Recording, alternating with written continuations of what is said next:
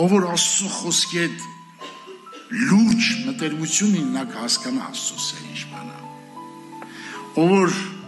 ամենաթանկ անձ է քո համար Աստվածաշունչը չի, երկակնդի վրա նայեք, Աստծուց բան է մնացել իր գիրքը, ուրիշ բան չկա Աստծո, այս տիեզերքը ստեղծել է ինքը, ամեն ինչը ստեղծել է ինքը, եւ ոչ մի բանի մեջ իր շունչն ու հոգին չի դրել, բաց իր գրքի մեջ, եթե այս գիրքը քո ամենամտերիմ, ամենահարազատը, ամենաթանկը չես աշխարհում, դու ավարտացյալ չես դառնա, Աստված իր խոսքերը իր բոլոր աններից վերադրել, ես որ եկա հավատքի, որ կարդացի այս խոսքերը,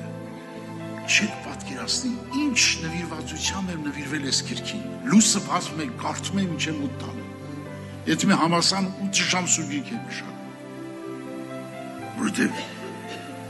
կյանք կար այս գրքի մեջ, այս գրքի մեջ կյանք կա, եւ Պետրոսը ինչ ասում, ուր գնանք, Դավիթյանական կյանքի խոսքեր ունես, ուր գնանք,